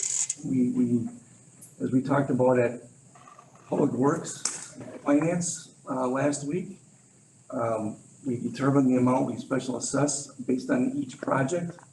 And we have some options on how we do it. I guess I would probably favor doing something similar to what we were proposing on to the north, where you look at, say, capping the assessment at the cost of a private system replacement for water and sewer. That might be a sensible way to look at each connection. But I think we need to look at that in a little more depth, a little more detail. As I said, we're gonna have this public information meeting in December. I guess I would disagree that we need to have that as part of this plan adoption, the corridor plan adoption. I think this is actually a question for how we might want to utilize our ability to use tax increment financing, helping the project, how much we're going to use, how much is going to meet that but-for test to justify that. So again, I guess this gets back to the point that these are very much interrelated, but they're really two separate discussions. The corridor plan and the special assessment issue relative to the utilities. Jeff, Mr. Roble, you still have a question? It's your job to plan this, we understand that. But you should get estimates on how much it's gonna cost us. If we gotta have water and sewer, how much is it gonna cost us? You can plan it, but find out. Yeah, it's the next thing, yeah. Yeah, that's your job. I'm just concerned about after the plan is approved, you're finding out how much your car's costing you after it doesn't give it to you. You know, I mean, Yes. The board is not it's part of the approving. planning That's process. a policy You buy the decision. car first. Right, I'm saying that I think it's gonna be difficult to change things once this plan is approved. It's gonna be too late to change what some of those expenses or some of those assessments are gonna be. That's just my opinion. It's a That's why policy you got the decision. engineers and Mark. They gotta be able to tell you, hey, we're gonna do 15 miles of a water line. How much is it gonna cost? I would prefer that that be part of the plan. It doesn't go in the plan. That doesn't go in the plan. Is there, I understand it doesn't go, I respect it doesn't go in the plan. I also respect people's Yeah. need to have information. So in the last 10 years, the last 5 years, can we give a range as to per house, what it has cost people to hook up under Weston's prior experience? I mean, is that a knowable? It seems like that should be a knowable rough range. The cost of any changes on private property is nothing that the village, we're not really privy to that. I mean, Gary can probably answer that question. Gary Gert, I guess, as well as anyone, because every home is different. All we can really address is what do we propose the assessments to be? Again, the board has a lot of discretion on how we do that. We discussed this at Finance and at Public Works last week. That what we have run into in these areas where we extend it, we try to keep the cost for a lot, an individual single-family lot, close to what the cost of a private system replacement might be. Again, we would probably advocate that same type of philosophy. Now, the problem on this project is we're gonna have a lot of frontages. I guess, again, speaking of Mr. Buckberger's situation, where he has large frontages that maybe aren't gonna have any improvement. So we have to address how we're gonna handle deferred assessments there. As we talked about on the Apache Lane, the sewer and water crossing of the river. So again, it's a detail that we need to talk about at the public information meeting in December. We're talking about these utilities regardless of whether you know, how the assessments are structured, but I think we understand that we don't want to kick people out of their homes because we're putting sewer and water in. We don't want to do that. We heard that from President Maloney earlier tonight, and I think that's certainly the path that we would be taking with this. Lauren? I just had a comment. So we would not special assess for oversizing water mains for the village's benefit or sewer mains that are oversized for the village's benefit. It's generally gone down to the minimal size necessary to serve a residential area. As far as I recall, you know, all the years that I've been here, the village assessment policy has changed over the years too. So it's as far as using TID funds, you have to follow the but for clause to expend TID dollars. So right at this point, we don't even know, I'm assuming they haven't done any even soil borings yet. Oh, they're at that stage where they're arranging for those. So And that's we have very shortly. wetlands to deal with too, along the far eastern part of Weston Avenue. The swampy area that goes from Ryan to Jay. We all know that in the springtime, you're lucky the water is not the road. Right, that'll be a challenging area for this construction, there's no question. So we couldn't give a hard figure. I know it used to be, you know, if I said a figure, I'd be a liar. Because it could change. Well, the figure, okay, so the figure that's being included in the assessments for the river crossing of any connections on site is like $22,000 per lot, per connection. So it's no longer per lineal foot like it used to be. We would look at the equivalent lots. That's been the way we've kind of favored doing special assessments more recently. Could be looked at a little differently here because of the large frontages, but that's really some additional detail and so forth that we would be analyzing or reviewing for proposals made to the board. I know this is ancient history, but when I built my home on an empty lot, I had a special assessment against my taxes because I had to pay for sewer and water that was in the street in front of my empty lot. You know, I don't know how long it was there, but I had to pay it as the buyer. Not, the seller didn't pay it, I paid it. Of course, that's a long time ago, it's ancient history, but those are some of the variables that we don't know yet.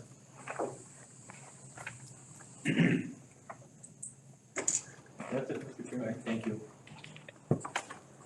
Can I make a comment? Who was that? Gary. I know. Go ahead, Gary. I completely understand where the customers are questioning, especially Gary. He's got a lot of frontage there. And maybe, you know, in Gary's mind, he may not want to develop or have any kind of development in 20 years from now, as he suggested earlier. So how do we combat that when Gary's got half the frontage on Weston Avenue that, you know, what do you assess him? $1 million? And Gary's got to try to come up with $1 million to pay for the sewer and water that ran past his property. That's kind of unfair. I know that it would be what's the proper terminology? It just wouldn't be ethical of us to develop a project without having sewer and water run past it. But is there a certain? I mean, I know that's what we talked earlier on was, is there a certain number or a certain percentage or something that can be tip allocated that we can say, but for if we didn't put it in right now, it's going to cost us this much more down the road to put it in and tear up our brand new streets. I don't know if I don't hammers with the tip district with that, but there's some big numbers, and I got to imagine I wouldn't be very comfortable sitting out in the crowd and wanting to approve this without knowing some kind of costs. And I know that we're premature with this, but I think as a consumer, they're probably feeling, God, if this gets approved, we're just going to get this rammed down our throat without any any idea or concessions of the cost or any input that the board can just pass whatever they want to pass. And I also want the consumers to understand that Steve Meinel hit it right on. There's a lot of people on our planning commission as well as the board that we're not trying to hurt anybody in the community. We're trying to do our best. And we are very conscious of the consumer and what it costs, but I can't blame them for wanting to know where they're at right now and what is going to be a financial impact and when is it going to be needed. That's inevitable for any one of us to want to know that. But I completely understand it's way premature right now to know those numbers, but it's a tough situation for everybody right now. We got to move forward with it because it's got to happen, but the costs are really a hot button. Mark has a comment. Oh, Mark, I'll be brief. I think the board has already authorized AECom to prepare a design for sewer and water services, a design. The board has not approved anyone to build sewer and water yet. So you will get a design, you will get a cost of that design in the next several months. And then you'll, at that point in time, have to make a go, no-go decision on whether to build and how to finance the build.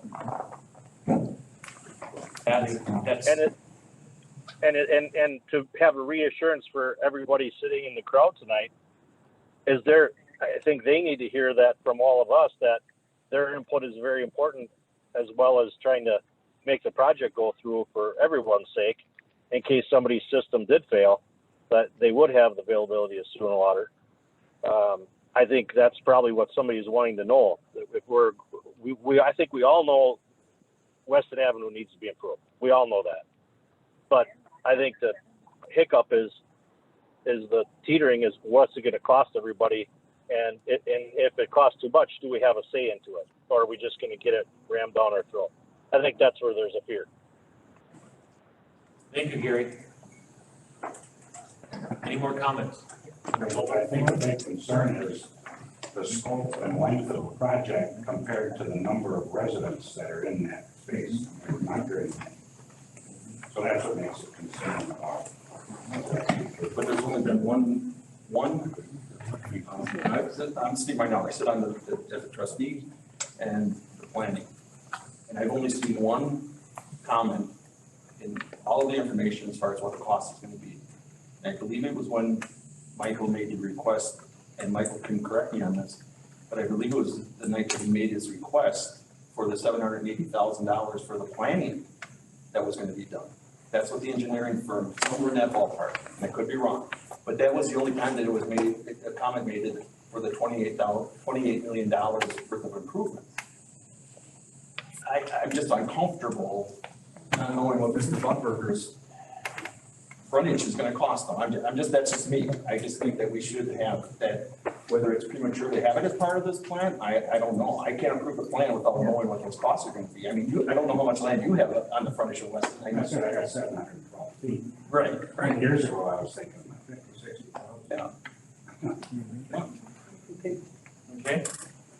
60,000. Okay. I'm just gonna ask for time. Shouldn't we be talking in our own discussion and not during public comment? Unless you wanna actually talk to a resident in public.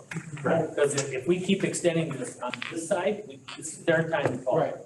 So if we could just restrict these two panels, and now back out to public. There'll be more discussion when this closes, and it'll be discussion between the plan commission and the board of trustees, just so you know. So any more comments from the public or on social media, Nate? Any more comments from the people present, public and social media? Oh, Gary, go ahead.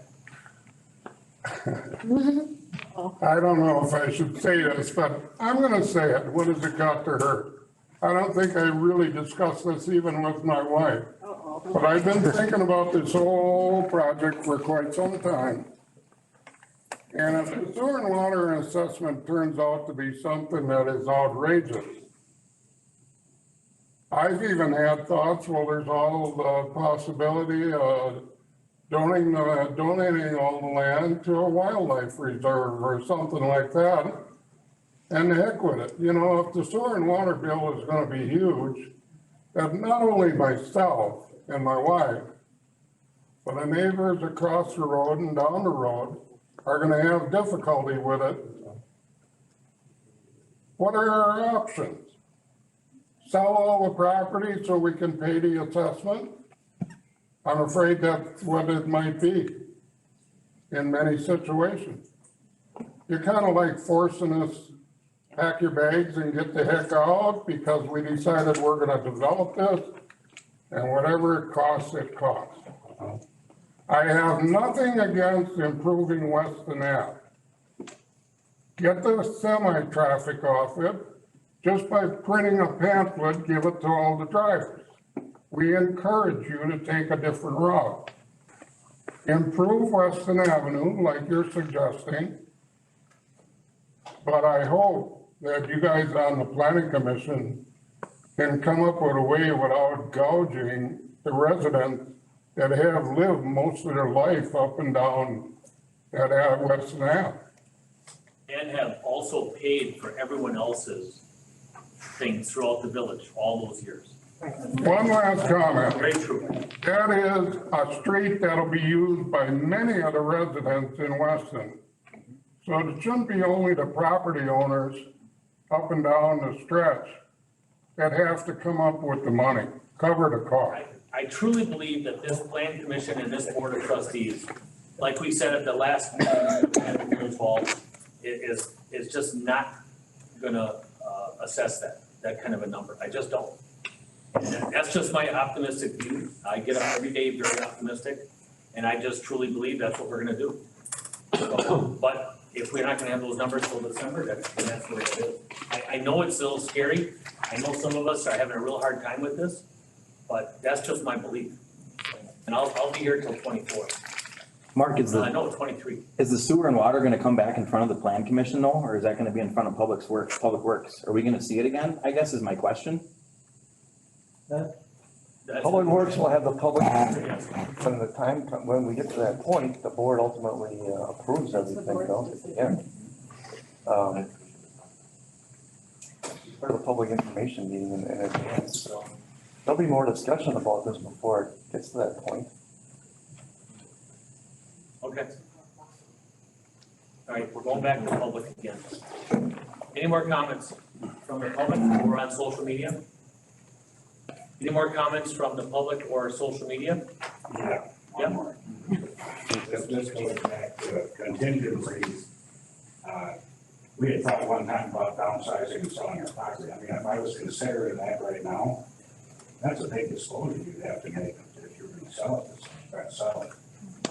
Maybe there might be a major assessment coming in the next couple of years, maybe not, we don't know.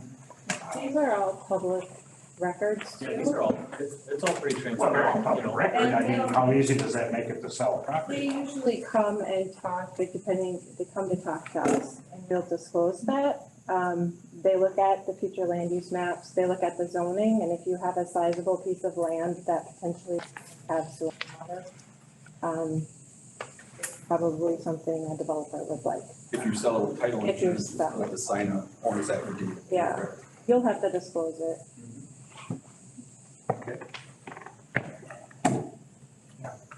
All right. Any more public comments? Nate? Any more public comments? Any more public comments? Hearing none. Close the, go ahead. Plan commission? Any more comments for plan commission? Comments for the plan commission? Dave, anybody on social media? Nope. Any other comments for the plan commission? Close the public hearing.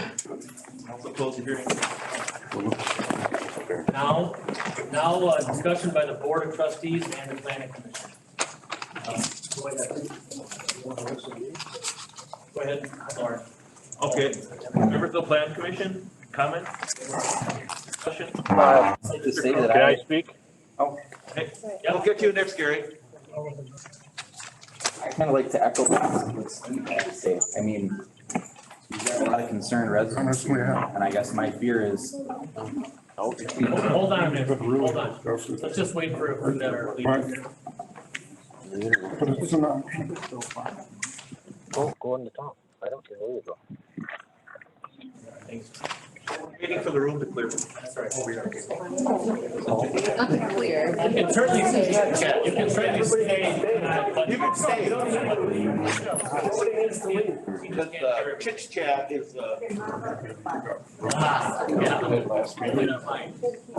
Thanks, Mary, thanks, Gary.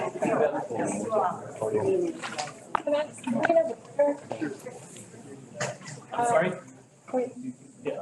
So there are a few changes that maybe we should talk about as staff that Mark has that he wants to put up that may answer some questions that are gonna come up from some planning questions. Nothing stays the same. Wait for it. okay. So we're taking comments then.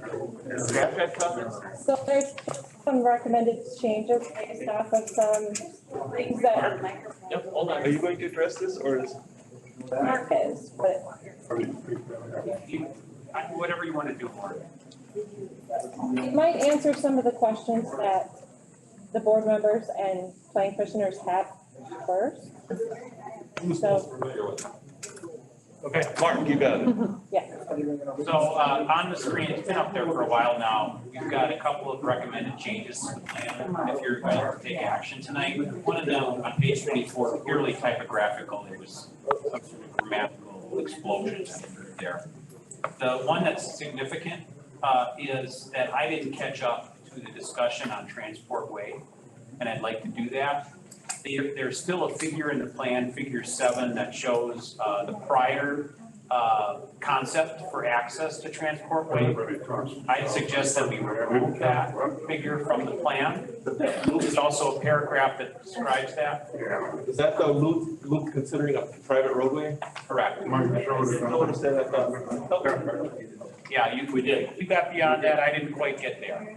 And then there's a paragraph that describes that loop that should be adjusted, in my opinion, that the words to adjust it to are up on the screen. It's on the bottom of page 39. And the proposal here is that the recommended access alternative suggests a shared private driveway serving each pair of lots along Weston Avenue. These may be limited to right-in, right-out traffic to enable easy access for eastbound Weston Avenue traffic while not interfering with Weston Avenue. Hey, guys, I can't hear Mark talk at all. There's too many other people talking. Gary, we can't hear right now. Mic, so no. If you could just take it out in the hallway, thank you. If you want to take that out in the hallway. Yeah.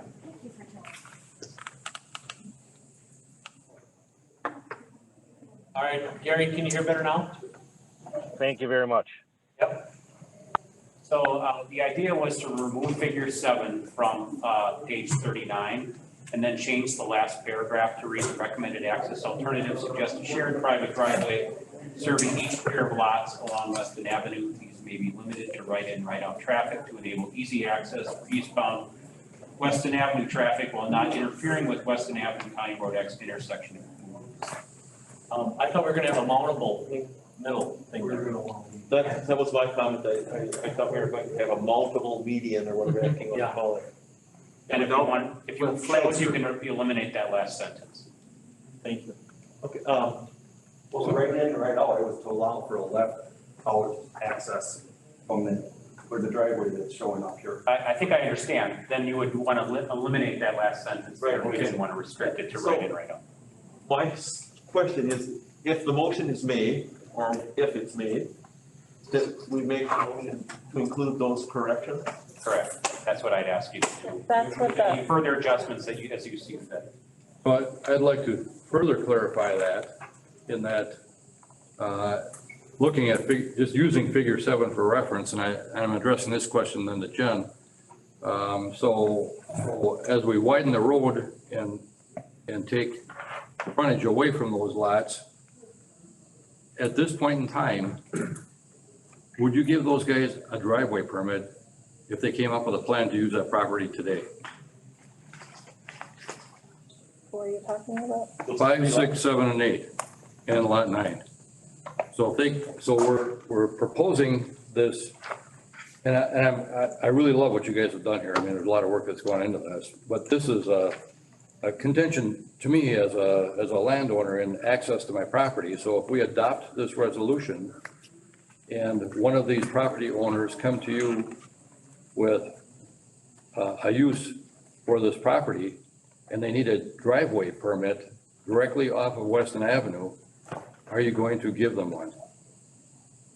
I don't give them a permit, actually, Well, so. okay, so I think the answer to your question is that was one of the reasons we wanted to look at this plan, so we could have some control over that access and minimize those conflict points.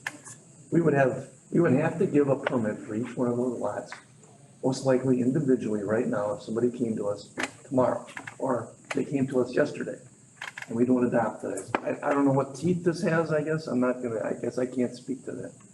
But if this is in our planning, then I guess we're, Well, I'm very supportive of what you're trying to do there, and I get what's going on, you know, and the fact that it's that close to Camp Phillips Road.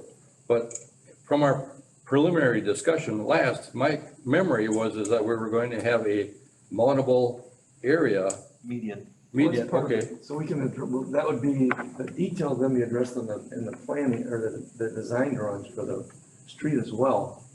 I was not present for that meeting, I guess, I don't know what, maybe if that got missed, that was back in March, right? October, I think. Was It was it? October. We agreed on a countable median. You guys had 2 meetings on that one. Yep, So it doesn't matter, I'm just telling you what I remember. And we had a shared driveway between 5 and 6 and 7 and 8. That's what everyone agreed on and voted on. And we can certainly go back in the minutes and check that, like we've done multiple other times when staff has wondered what we decided. That is absolutely what happened. Well, you guys. Yes, we did. We brought that up saying that figure wasn't correct. Right. So this is the time that you can take that vote. We shouldn't be correcting previous meetings that we've had. We've had discussions. I had discussions before I was involved on the planning committee, when you had an open hearing on the condemnation for, the cul-de-sac off of Transport Way. That's how long this has been pending now, for what, 2-3 years? I just don't think it's appropriate right now today, to now have to go back and defend what our previous discussions and approvals were. I think that's ridiculous. You can look at me, it was my fault, Steve, and I'm offering to you a correction to take care That of the doesn't problem. correct it, because I was supposed to have access to the left from the meetings and from the discussions that we've had previously had. And yet here I am, now trying to remember exactly when we had meetings and what could have been discussed. And Excuse me, may I make a comment? Lauren, what? I was at all those meetings, Yes, and you were. I was in favor of having multiple curbs. The discussion came about because we didn't want to buy land. We wanted to allow people to have in and out access, left or right. And we didn't, at least my comment was, didn't want to have an ability, prevent them from going across the road and going to the west. That's my recollection. And I don't know if everyone else on the plan commission remembers that. Because we didn't want to buy land, we didn't want to put in a road. Right. We still wanted those property owners to have access to their property, left and right. Right. So my only contention at this point then is that his recommended change doesn't fully address that, in my opinion, because what we're looking at in all of the rest of these drawings is a curve that's parallel to Camp Phillips. You know, it's not a mountable. It actually shows it as a curve in the drawing. So if you go to page, Yeah, sketches, the alternative 4 or whatever it is. Yeah, The cross section. no, there's actually a picture. And in that picture, it shows, You talking about the profiles that they have of these, Joel?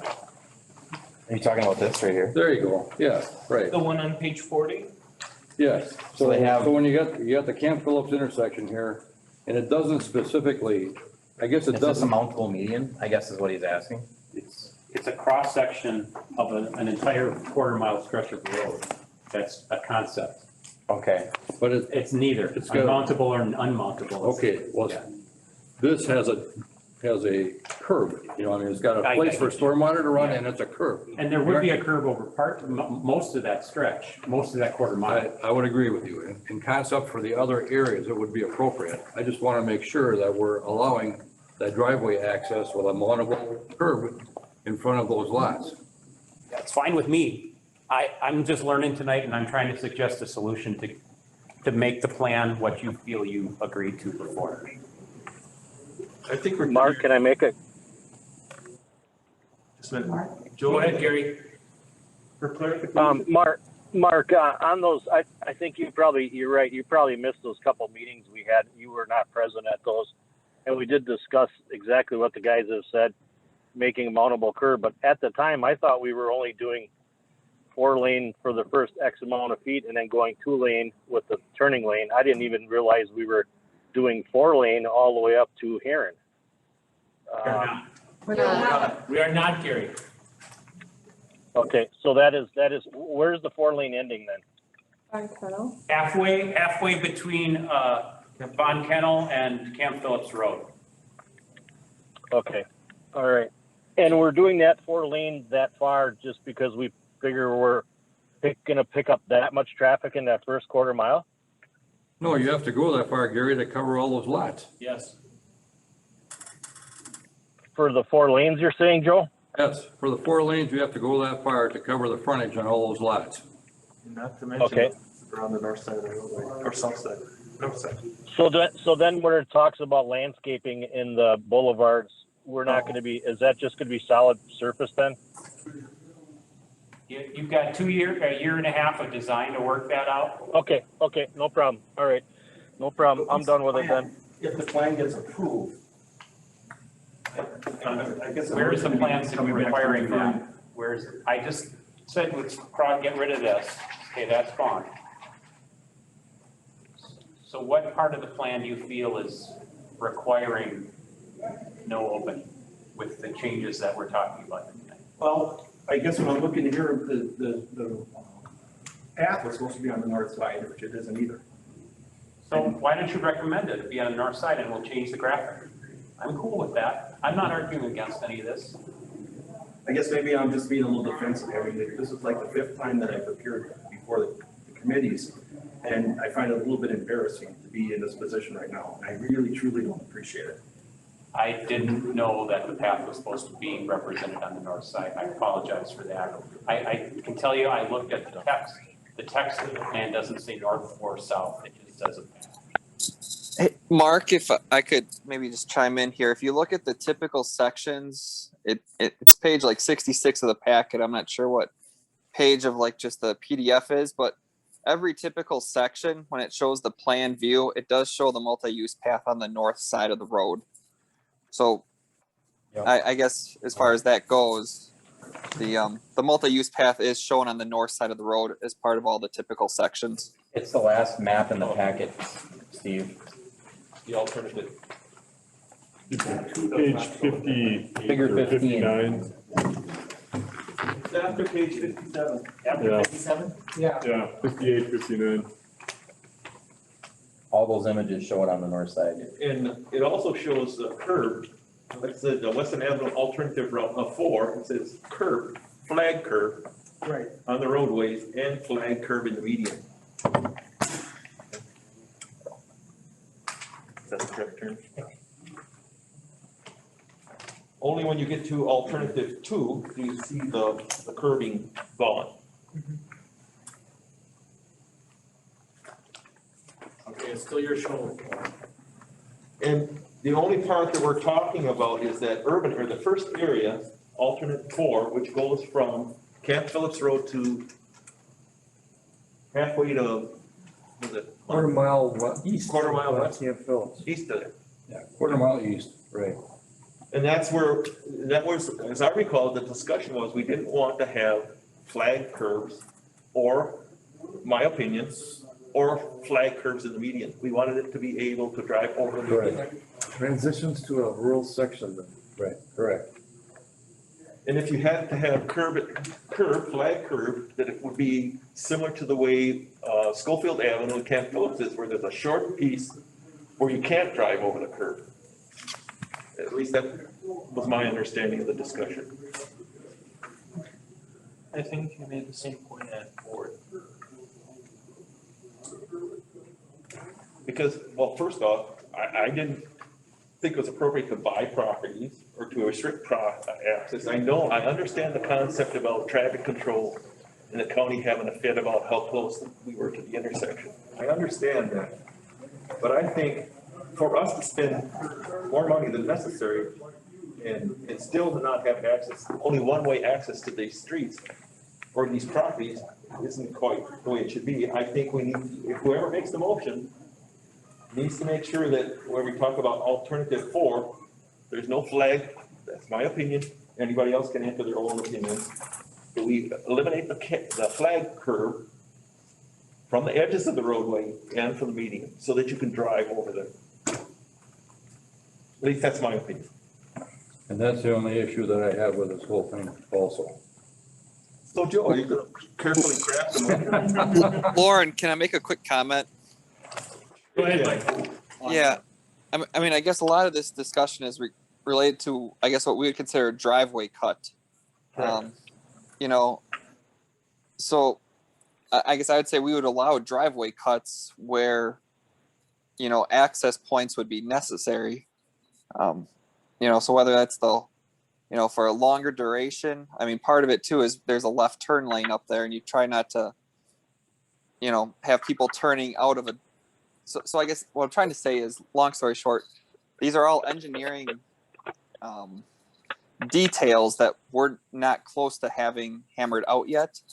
You know, there might be some benefit to having solid curb, maybe just at least through the turn lane. But I guess I don't know where the property lines are exactly, but the detail of where that is would come out. So I guess if the intention is to make sure that there's access for left turns out of the south properties, I think that's well known that that's what we would put in.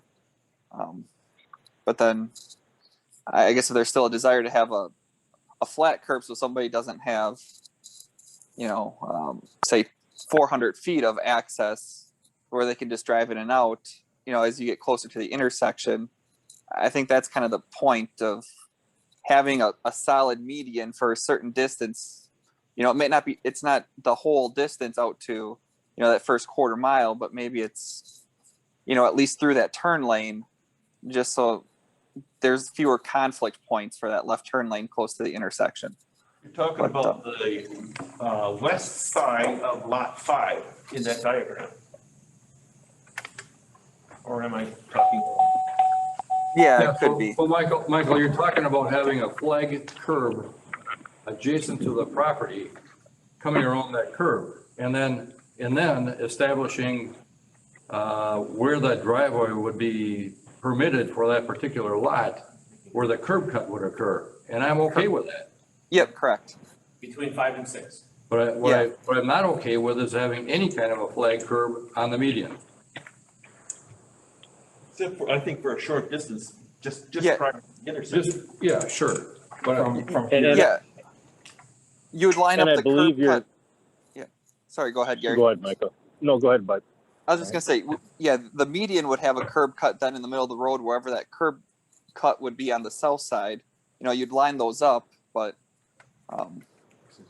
I guess if there's a difference between having a two-way left turn lane or a twiddle through there versus having designated drive lanes. I mean, if that's something that you want to switch to a two-way left turn lane, I'd say you transition out of that 4 lane a lot faster and have that shared left turn lane then throughout that duration, if that would work for the intersection design. Otherwise, yep, go ahead. That's what I thought we talked about, Michael, earlier, was just reduce that down so it's the 4 lane wasn't going to be that long and it would transition through. Joe, it'd be almost like you're curbing going down Camp Phillips there in front of your house. Right. You're able to go anywhere on that whole entire thing and drive in and out of there. Right. And as far as the your guys on plowing, they were excited to hear that and wanting to make sure it was down. It was easier for them to plow as well. Right. So. Okay. All right, discussion from Board of Trustees, I think we all kind of jumped in at the same time, more, or anything different? Well, as far as the plan commission, I'm not sure we all have an idea of what we're talking about here. Right. I thought you did. Okay. You know. Well, after Michael, so Michael, after your comments, this is dangerous. I'm assuming you would make a curb cut across that median for every driveway access on those lots 6, 7, and 8. And 9. No, correct? No, it won't be a curb cut, No. it'll be a whole one multiple median done. Okay, Yes. I want to clarify that. Okay, thank you. So the curb would stop at the 300 feet, which would be the beginning of 5 and 6 driveway, to the west. So that's a 300 feet distance. That's a long way. That's a football field. So the 5 and 6, that mountable curb would start at that point, And then all the way. And a Just flat keep going. curb from that point Yep. further to the. Yep. And that would identify 300 feet of that intersection. Gary, yes? Michael, are you on board with that? I guess my I'm only trying to hesitant, yeah, I understand the intent. You know, I guess I'd like to hear, you know, when we get to that point of the design of the intersection, how, if there's any reservations from a safety standpoint of that, with people turning.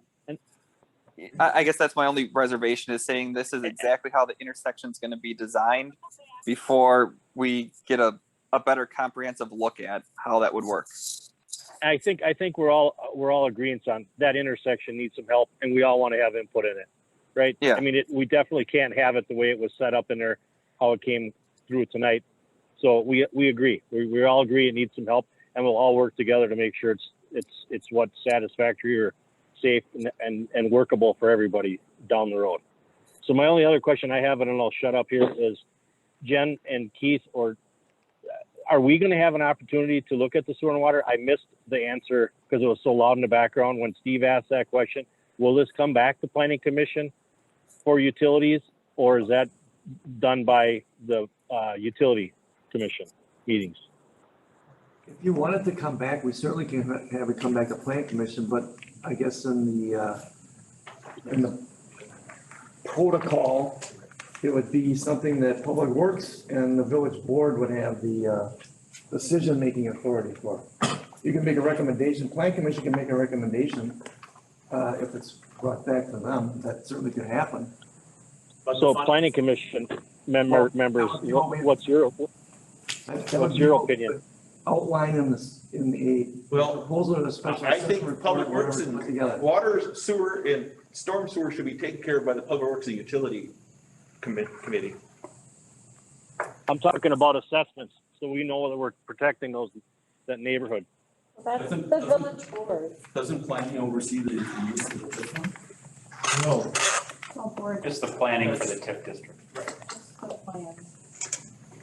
Board will see It's the, the village board's ultimately the proposal on assessment, what's funded by TID and so forth, or TIF, I should So say. can that be part of the motion that we would want to have some input, or we want to see where that's at before it moves further? Just because we did commit to those, I'll call residents tonight, customers, that we would have input and we would make sure we're covering their back. And for us now to say we don't have a stake in it is kind of bad on our end. I'm kind of in agreement with Gary here. I mean, I personally don't feel comfortable saying yes to this, just to have it come in front of Public Works, you know, a year down the road or whatever for approval. And this piece of paperwork is flashed in front of everybody and says, oh, well, the Planning Commission and the board approved this on May 24th. And the next thing you know, everybody's getting smashed with an assessment for a utility. You are. Design hasn't even done yet. We're gonna hold a public hearing on this and the public work. And he's not gonna work the new assessment number, everything has to come back based on the cost estimate of the engineer and the assessment report, which is gonna be done by village engineer. Then we're gonna have a public hearing. at that public hearing, we're gonna listen and see what they have to say. Based on that, we're gonna make a recommendation to the board. He's not gonna just approve because based on what we did here. Right. And the planning commission, you as a citizen of the village can go to any single meeting that the village has, including those public hearings. And so you as members of the planning commission can attend those meetings and voice your concerns and that request. I mean, you can go to any meetings. If you look at the meetings, it states that on there. So But Sure. going we to a cover the meeting quorum. and agreeing to something is totally different. I I think agree. is what Steve is saying. I will just say, I'll be at both, being on both committees, so. I won't forget this issue. What, Roy The said? board is, So I just said, being on both committees, I'm not gonna forget this issue when it comes. the board has indicated their perspective on this tonight, I think, too. I Well, mean, you I don't have think 3 either. of 5 members here too. Right, I think I'm comfortable with that, you know, You've so. got Husheng and Well, Nate and. Mr. Chairman, I'm ready to make a motion. Go ahead. Let's see. Is this planning commission? motion? Planning Commission, Mr. Chairman. Yes. Mr. Jordan, go ahead. Please word it carefully. I move that we recommend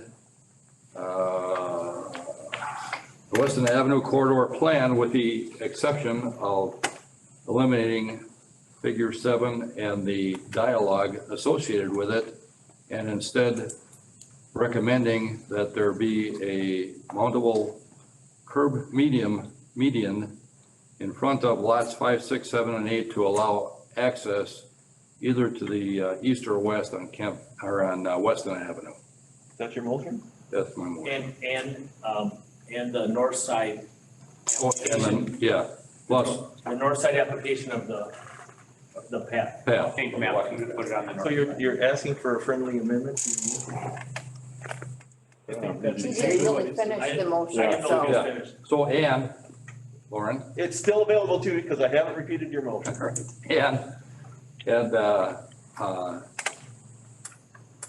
the walking path on the north side of Weston Avenue, The multi-use path. the multi-use path. I'll second. We have a motion and a second. Valerie, did you get that? She is typing away. Can she, just knowing motions the last couple months, can someone read it back? Or Valerie, can you read that back just to make sure everyone is on the same page on that motion?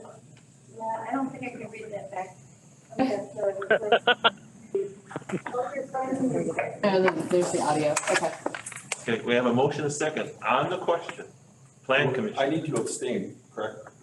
You're not on, you're on. Yeah, he's on plan. Yes, you should, actually, you should recuse. And talk. Yeah, well, you can abstain. Yeah, he's recused right now. I just have one question. I have one question. Sure. Is out of all the TIP projects that you have, is Weston Avenue your number 1 priority? That's the direction we received from the board, about a year ago, maybe less. After Camp Phillips Center died, I think the Weston Avenue corridor has been noted to be our number 1 priority. Does that answer your question? Okay, we have a motion and a second. Anything else on the question? Yes? That is with the common access to lots 5, 6, and 7, 8, right? Well, as far as I'm concerned, if they want common access, they can have it. If they don't want it, I still think they should be able to have an individual driveway if they want. But that's my opinion. But that's not the motion. The motion was mountable curb to enable lots 5, 6, 7, and 8 to enable east and west access to Weston Avenue. Through 2 shared driveways. So that's the question. Well, it's broad enough stated that they could each have their own driveway. Okay. At least that's That's how I interpreted Joe's. That is correct. okay, so that's the motion, and we have a second. Anything else on the question? I'm gonna ask for a division of the assembly on this vote. All in favor, say aye by roll call vote, please. Cool. That was Jordan. Roland was the first one? Yeah. Crum. Aye. concerns? Am I supposed to abstain because I own property on Weston Avenue? No. You probably should, Gary. Yeah, you should abstain. Okay, I'm gonna abstain. Gordon, Aye. Marshall, Aye. Dale, He's recused. Humper, Aye. and White. Aye. All right, so carried. I'm just gonna cover quick F, recommendation from staff. We kind of jumped ahead of that. Okay, so now for the board, discussion and action on ordinance number 21-013. Following the. You have my bag? Following the plan commission's, approval. Do I hear a motion? I move. Motion by Hushain. What is your motion, Mr. Hushain? I said what the planning commission approved. Recommended by the. Yes, yes. Yeah, 21013, right? Yeah.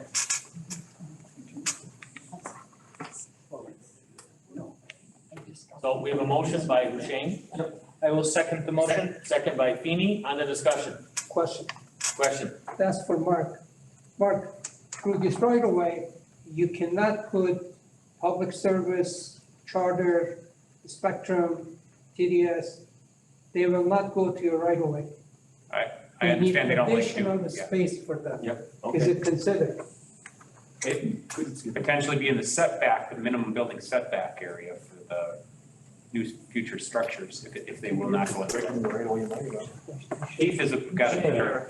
I don't think they can force that if it's an existing divided lot. They're only gonna bring that up if there's a subdivision created. Usually they tell, at least project I had in the north side of Warsaw, they said they won't go to the right of way if they can get outside of it. That's what they Is could that a do. subdivision situation?